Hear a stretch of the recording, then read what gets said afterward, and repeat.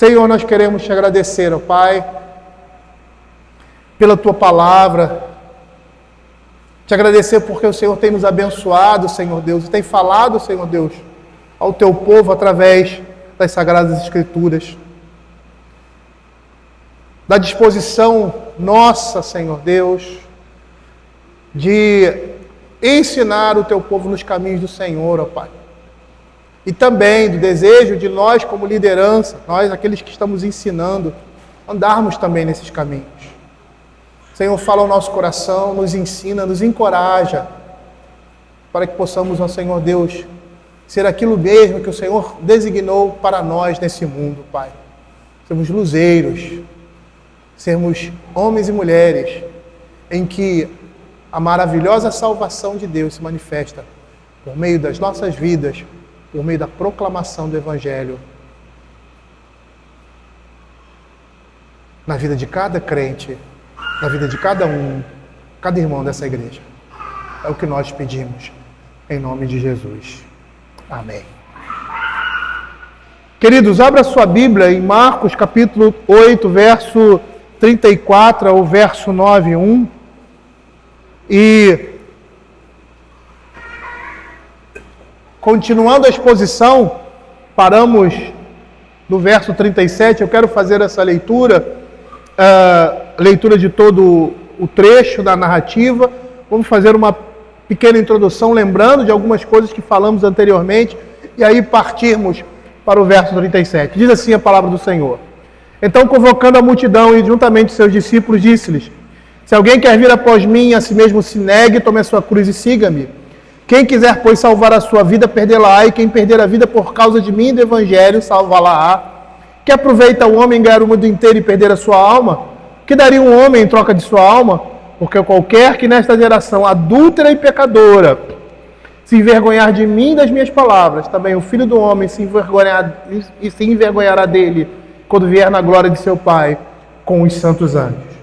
Dizia-lhes ainda: em verdade vos afirmo que dos que aqui se encontram, alguns há que de maneira alguma passarão pela morte, até que vejam ter chegado com poder o reino de Deus. Na exposição anterior, que foi do verso 34 até o verso 36 e 37, nós vimos que o primeiro passo daqueles que querem seguir a Cristo é negar-se a si mesmo. E o que significa isso? Significa que nós devemos estar dispostos a crucificar a carne, a mortificar os feitos do corpo e a combater diariamente o diabo, separando-se do mundo. Nessa jornada, o que vem logo depois está associado a esse primeiro passo é tomar a sua cruz. Significa que devemos abraçar os sofrimentos e dificuldades advindos por causa de Cristo e seu Evangelho, sabendo que por meio de muitas tribulações, como diz o apóstolo Paulo, nos importa entrar no reino de Deus. E essas tribulações, isso se daria pela luta contra o nosso próprio pecado, as oposições e lutas por causa da integridade e santidade que o Evangelho exige de nós, o que exige um testemunho que nos diferencie desse modo de viver mundano que nós temos aí. Porque a tentativa de preservar um status aceitável no nosso mundo é pôr em risco perder sua alma por toda a eternidade. É preferível perder a amizade, a consideração ou até mesmo a honra e o reconhecimento que esse mundo pode nos dar por causa do Evangelho de Cristo. E aí nós vimos que nada nesse mundo, seu conforto ou qualquer coisa que possa nos trazer um bem-estar momentâneo, é mais valioso do que a alma de um homem. Jesus, com essas palavras, está nos dizendo que a alma do homem tem um valor inestimável. Por isso, todo homem deveria se voltar para Deus na pessoa de Cristo. É por isso que o Senhor Jesus diz: eu sou o caminho. Ele é o único caminho. É o caminho, a verdade e a vida. Ninguém vem ao Pai senão por mim. A Escritura vai nos dizer que nós vamos prestar contas a Deus, e esse texto nos diz isso também, do que temos feito em prol das nossas almas, ou seja, da nossa existência futura. E é o que nós vemos em alguns textos da Escritura, como Mateus capítulo 6, verso 20, quando nos chama a juntar para nós tesouros do céu, onde traça nem ferrugem corrói e onde ladrões não escavam nem roubam. Ou como nós vemos também em Lucas capítulo 12, verso 20 e 21, louco, esta noite pedirão a tua alma e que tens preparado para quem será. A Escritura mostra que nós vamos prestar contas diante de Deus. E por último, nós vimos na aplicação final, na exposição passada, que quando pensamos em termos humanos o reino de Deus e o seu evangelho, nos opomos a Cristo e passamos a rejeitar a revelação divina, criamos um outro evangelho, nos tornamos aliados do inimigo de nossas almas.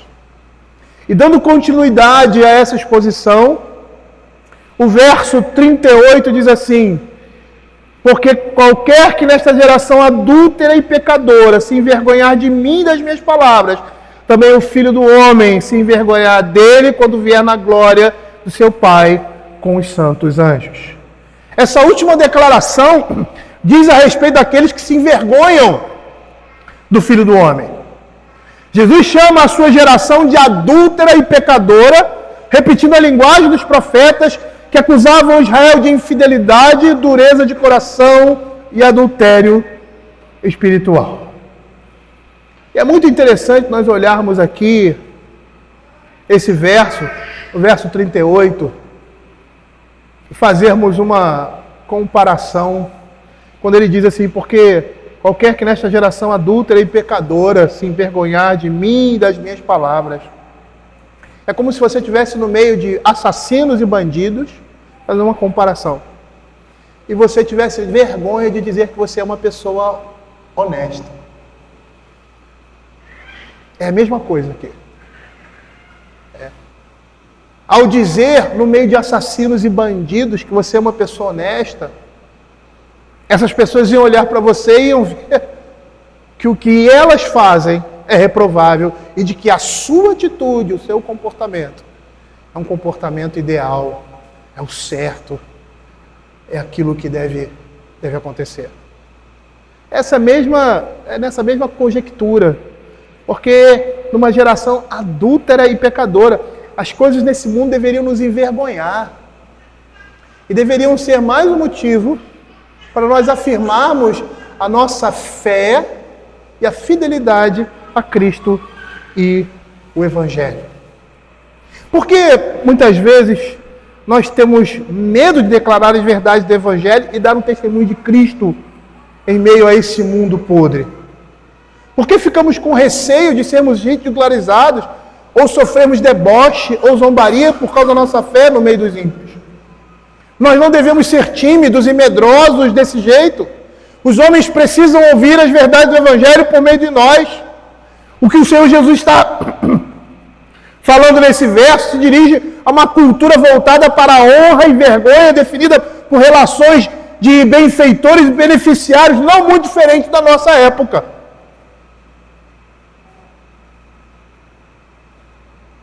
Então nós somos chamados aqui, adiante desse mundo, tomar uma posição, a declarar quem realmente nós somos, no meio dessa podridão, dessa geração adúltera e pecadora. O que nós temos lá em Hebreus vai na mesma direção que acontece, nós estamos vendo aqui. Pessoas que abraçavam a fé e perdiam seus bens e suas vidas. Isso ocorreu no início da igreja cristã, nos primeiros séculos da igreja cristã, porque aqueles que se declaravam cristãos, a sua situação política e social era completamente transformada para pior. E eu vejo que hoje não está muito diferente. E quem está puxando esse carro aqui não é religião, é política. É muito interessante isso. Porque nós que prezamos por princípios bíblicos e cristãos, somos chamados de extremistas radicais e reacionários. Olha em que situação nós chegamos. Não está muito diferente do que aconteceu no passado, que se iniciou uma perseguição e um extermínio dos cristãos. Quando nós olhamos essa advertência de Jesus aqui, ela vai representar muito mais do que um acanhamento de testemunhar ou de ser conhecido como um cristão. É uma questão de compromisso e lealdade ao Filho do Homem. O discipulado cristão implica em reconhecer Jesus e ser identificado com Ele em todos os âmbitos da sua vida. De modo que se eu me envergonho de Cristo e Evangelho, é o mesmo que negá-lo. Por vezes, queridos, muitos de nós, erradamente, queremos ser confundidos com o mundo para transmitir uma mensagem de aceitação, como se nós estivéssemos dizendo assim, viu? Nós não somos tão diferentes de vocês. E por meio dessa perspectiva, igrejas se moldam ao mundo querendo chamar a atenção dos incrédulos por aquilo que possamos parecer com eles. Eu não preciso dar exemplos aqui, né? Acho que isso é muito claro aos nossos olhos. MacArthur vai dizer, em linhas gerais, em seu livro, que esse tipo de comportamento significa a vergonha do Evangelho. O título do livro é Com Vergonha do Evangelho. Pedro provou o amargo da covardia e do medo de se declarar seguidor de Cristo, sendo um verdadeiro seguidor de Cristo. Lá em Lucas capítulo 22, versos 59 a 62, mostra isso. E eu quero fazer essa leitura para vocês perceberem a dor e o amargo no coração daquele homem por não ter declarado Cristo. Lucas 22, 59 a 62. Diz assim: E tendo passado cerca de 1 hora, outro afirmava dizendo, também este verdadeiramente estava com ele, porque também é galileu. Mas Pedro insistia, homem, não compreendo o que dizes. E logo estando ele ainda a falar, cantou o galo. Então voltando-se o Senhor, fixou os olhos em Pedro, e Pedro se lembrou da palavra do Senhor, como lhe dissera, hoje 3 vezes me negarás antes de cantar o galo. Então Pedro, saindo dali, chorou amargamente. Pedro prova o amargor do sabor do que seja se envergonhar de Cristo para um cristão. Era preferível ele ter morrido com ele. E nós somos culpados desse pecado quando sentimos vergonha em deixar as pessoas verem que cremos e amamos as doutrinas de Cristo e que desejamos viver em conformidade com os mandamentos dele. O ensino, os mandamentos e o povo de Deus nunca foram populares nesse mundo e nunca serão. E a pessoa que confessa ousadamente a Cristo, que ama Cristo e as coisas referentes a Ele, acabará com certeza vítima de ridículos e de perseguição. Entretanto, queridos, qualquer que procure evitar essa confissão de fé, por temer o ridículo e a perseguição, estará envergonhando-se de Cristo e sujeitando-se à sentença pronunciada por ele nessa passagem. É muito interessante, engraçado, não no sentido de ser cômico, mas de estranho, que há um número infinito de homens que corajosamente enfrentariam uma fera enfurecida ou uma multidão raivosa se o dever assim o chamasse, mas que ficaria envergonhado de ser considerado seguidor de Cristo. Eles não ousariam confessar, desejam agradar a Cristo e não aos homens, mas agem dessa forma. E quando nós olhamos esse quadro, nós vemos como é assombroso o poder de ser considerado ridículo.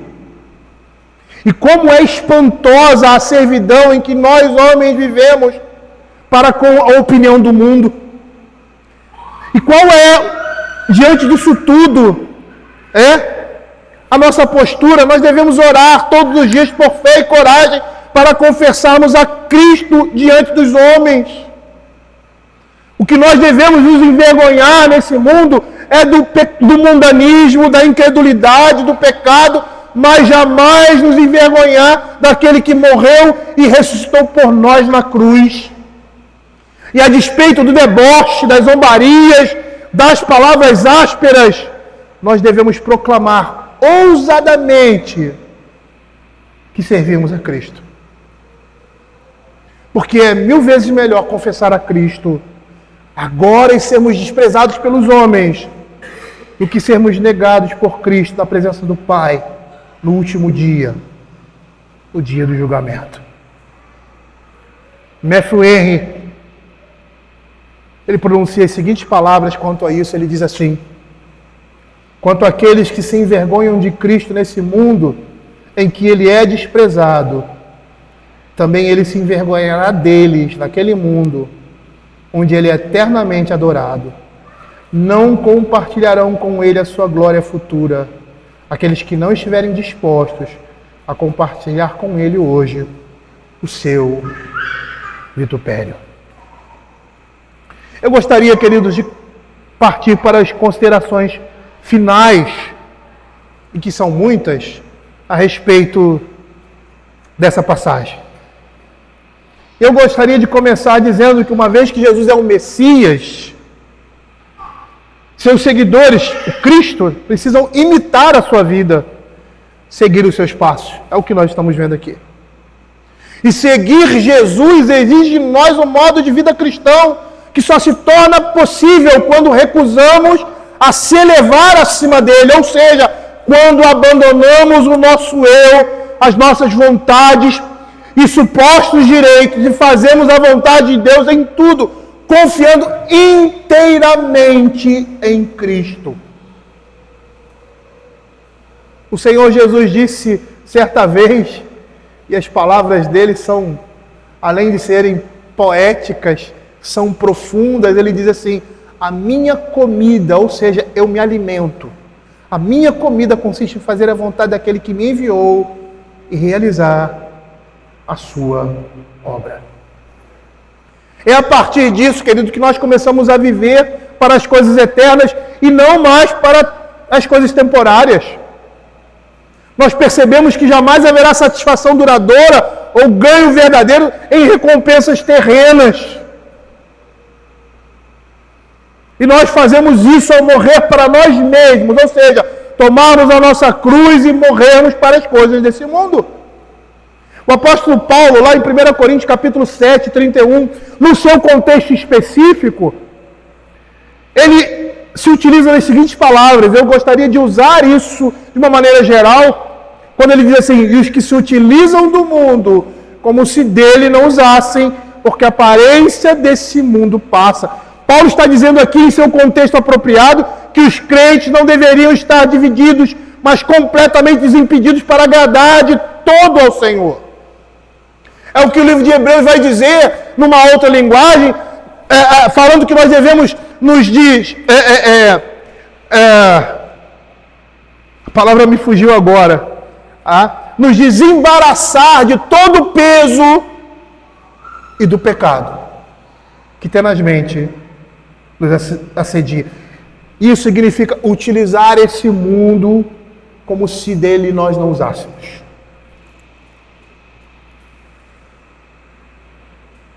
Isso acontece quando os nossos olhos estão no Senhor e tudo que temos nesse mundo, bens, prazer, perseguições, provações, servem para nos aproximar dele e para cada dia colocarmos em Cristo a nossa verdadeira esperança e satisfação. O que é interessante aqui é perceber que o que está em jogo aqui é o valor que damos à nossa alma, ou seja, as coisas referentes ao reino de Deus.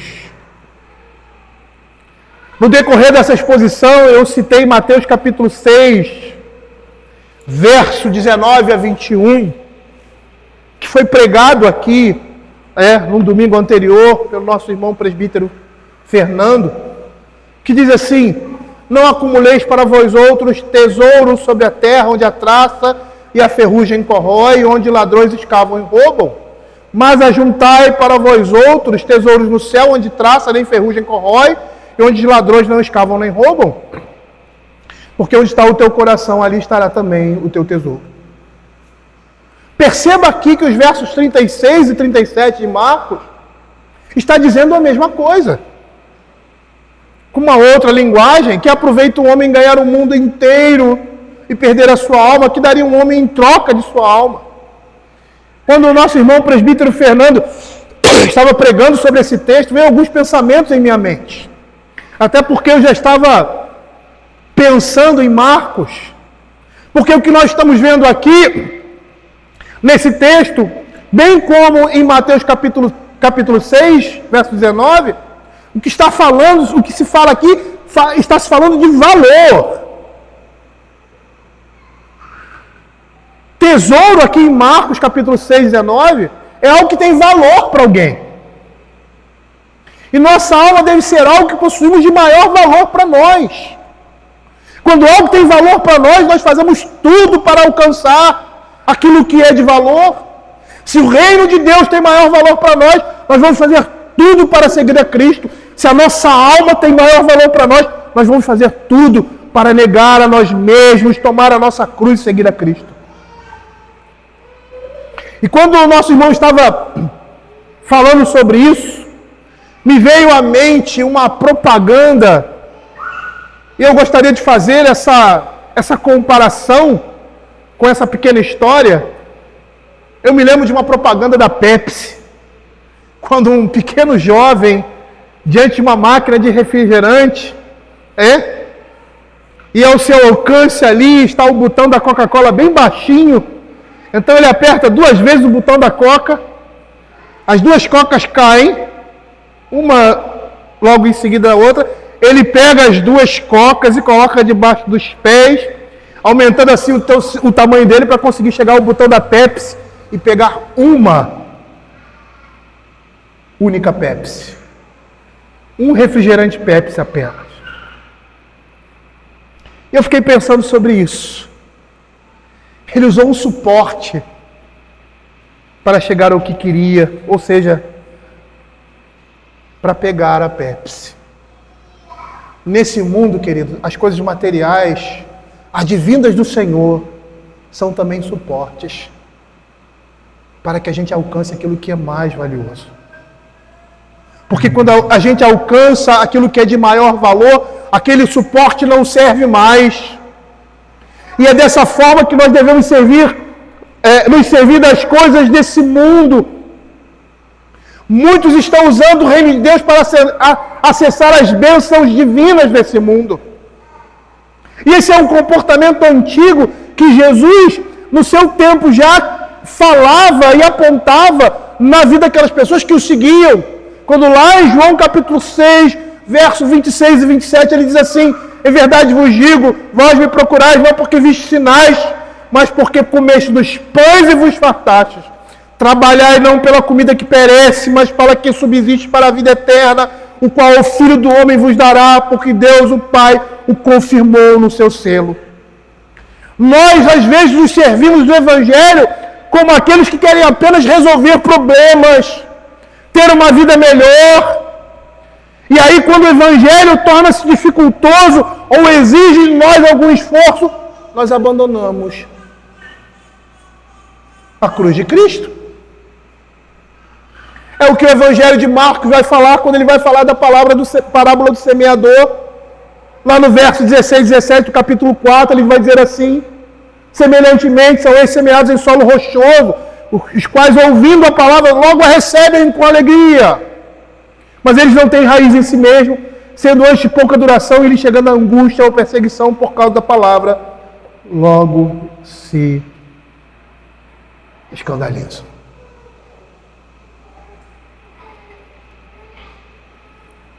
E nesse contexto veio a mim também à memória uma outra ilustração muito interessante, que serve para nos auxiliar a entender o que nós estamos vendo aqui.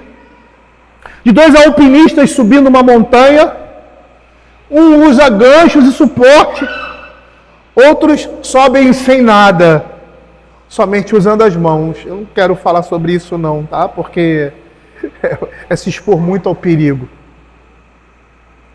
O alpinista que usa esse suporte, ele vai deixando pelo meio do caminho essas coisas presas na montanha para chegar na montanha. E pegando essa ilustração, os suportes na nossa vida, ou seja, as bênçãos materiais, devem ser auxílios para alcançar o reino de Deus. Não são fundamentos, são suportes. Por isso nós não podemos viver em prol dessas coisas, porque a falta deles também vai nos fazer olhar para o alvo, para Deus, e ir em sua direção, como o alpinista que não usa esses ganchos. Quando o nosso coração, ou seja, quando damos maior valor às coisas desse mundo do que a Deus, tornamos as coisas de Deus, o seu reino, um suporte. Quando chegamos aonde queremos, abandonamos o reino de Deus, porque eram apenas suportes para nos dar maior disposição, para nos animar, e não para a nossa salvação. Os suportes são abandonados. Quando o nosso coração está em alguma coisa, isso se torna a coisa mais importante e desejada para nós. Quando o nosso coração não é de todo o Senhor, quando a sua palavra e a sua vida não são as coisas mais importantes para nós, o que tem mais valor, abandonamos na primeira dificuldade. Por isso a pergunta implícita nessa narrativa: o que há de mais valioso em sua vida hoje? O que você daria em troca de sua alma?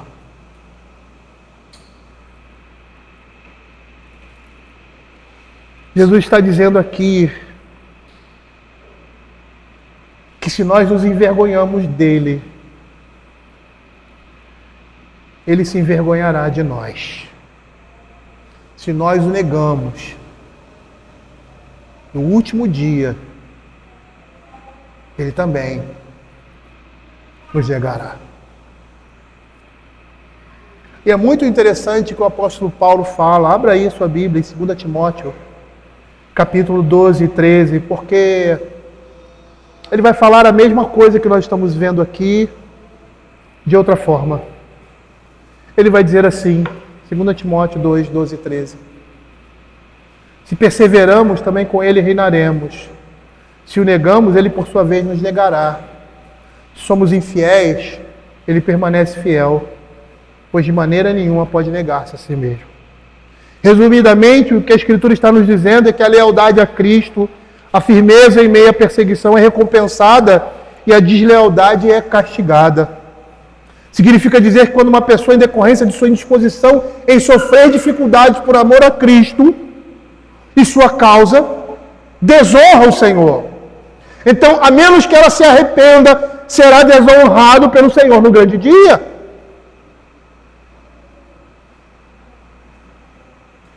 E uma vez que a sua fidelidade divina, ou seja, a fidelidade divina, significa cumprir as suas promessas, bem como as suas ameaças, a nossa infidelidade será o motivo de que suas ameaças contra os que o negam em sua vida sejam cumpridas, pois ele é fiel. Querido, Jesus nesse verso ele dá um estímulo àqueles que o seguiam. E é muito interessante que o Evangelho nos mostra a realidade. Ele mostra para nós aonde nós estamos pisando, em que terreno estamos pisando. Eu gosto muito daquela passagem de João, agora eu acho que é no capítulo 6, eu vou saber precisar o versículo, que depois o Senhor Jesus falar duramente a respeito da sua obra e de quem ele era, muitos dos seus discípulos diziam, duro esse discurso, eu não consigo ouvir. E foram embora. Já não andavam com ele. E aí Jesus chega para os seus discípulos, né? Completamente diferente do que nós vemos hoje. Completamente diferente. Que a nossa tendência é agregar, da maneira errada. Não, fica aqui do jeito que você está, assim mesmo, fica assim, tá bom assim. O Senhor Jesus chega para os seus discípulos e diz: vocês não querem ir também? Podem ir. Aí o que esses discípulos dizem? Senhor, para onde nós vamos? É como se ele dissesse: essas palavras são duras, são difíceis, mas são palavras de vida. Não temos outro lugar para ir, a não ser seguir a Cristo. Jesus está dando um estímulo para nós. Perceba que no verso seguinte, no capítulo 9, ele está dizendo sobre o seu reino. Ele diz assim: em verdade vos afirmo que os que aqui se encontram, alguns há que de maneira nenhuma passaram pela morte até que vejam ter chegado com o poder o reino de Deus. É como se ele estivesse dizendo assim: vocês vão passar por dificuldades, né? Vocês vão passar por provações, vocês vão ter que carregar a cruz, mas eu não vou deixar vocês desamparados, cegos. Eu vou dar consolo, eu vou dar alívio, porque vocês vão ver o reino de Deus chegando com poder. E essa sequência do poder do Evangelho, ou seja, do reino de Deus, se mostrando claramente nesse mundo, é vista na sequência do Evangelho. E aqui nós temos a sua primeira aparição, a transfiguração. Logo depois nós teremos a ressurreição, a ascensão de Cristo. E por último, o Pentecostes. Eles viram, eles foram consolados por todas as dificuldades que eles estavam passando.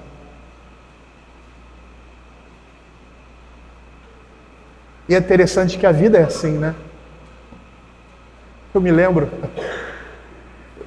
eu estou ficando velho, e aí lembro de alguns momentos da minha vida, e a gente, quando lembra, a gente derrama algumas lágrimas pelas dificuldades e pelo aquilo que Deus fez. Eu me lembro quando adentrei a vida militar, fiz um concurso, foram 2, e eu fui aprovado nos 2 concursos. E além de passar alguns anos estudando e os testes físicos, chegou o teste final, que era corrida. Correr 2 ou 3 quilômetros, não sei quantos minutos. E eu sempre fui um cara que joguei futebol, eu tinha uma explosão, né? Jogava com ponta direita, tinha uma explosão, corria rápido, mas de grandes percursos era uma desgraça. E essa era a minha dificuldade. E aí eu treinei.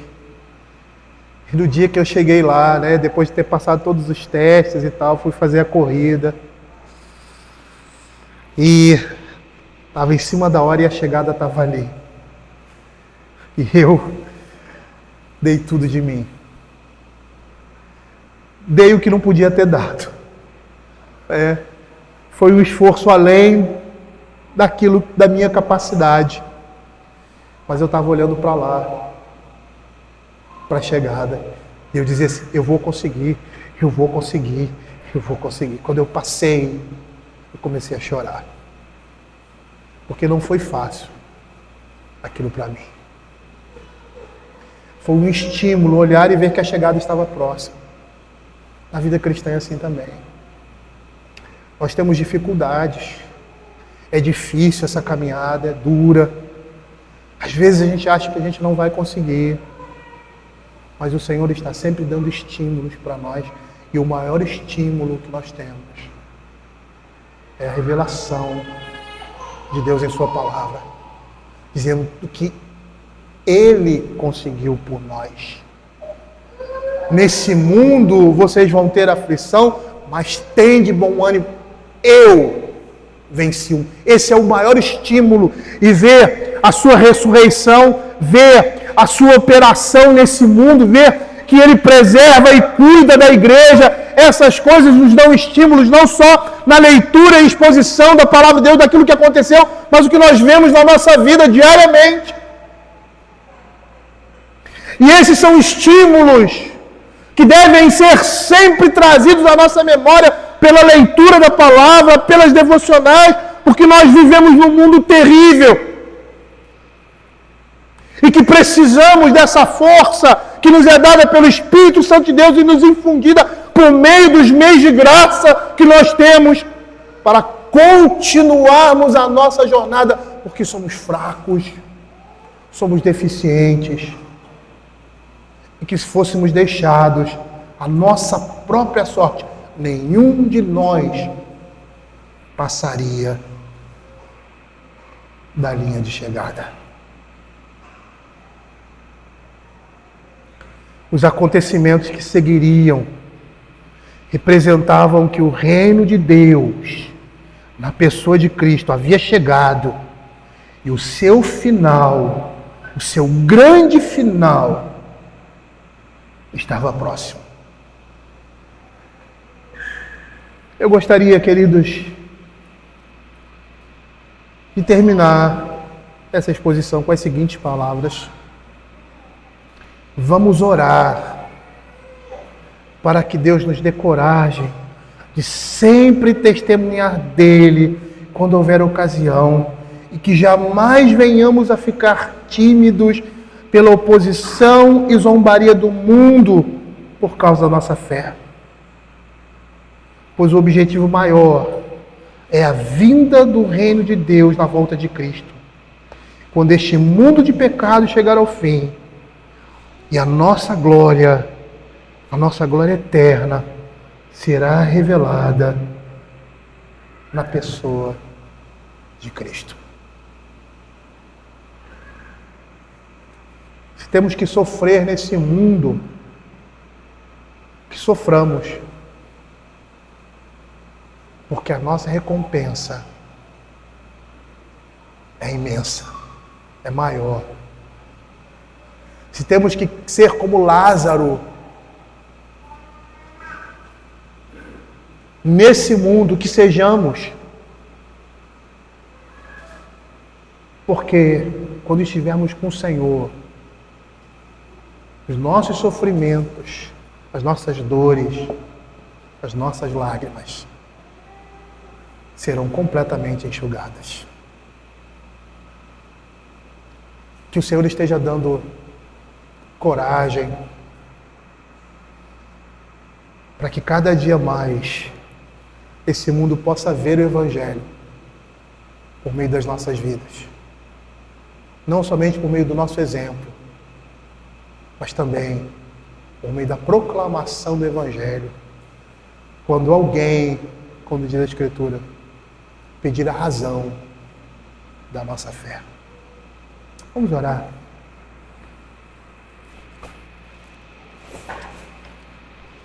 Senhor, nós queremos, ó Pai, clamar pela Tua graça, pela Tua misericórdia em nossas vidas. Sabe que como ovelhas nós somos medrosos, nós somos tímidos, ó Senhor Deus. Nós nos deixamos levar pela zombaria, pela vergonha. Mas que não seja assim, Pai. Que possamos, ó Senhor Deus, ter a coragem vinda do Teu Espírito em nosso ser,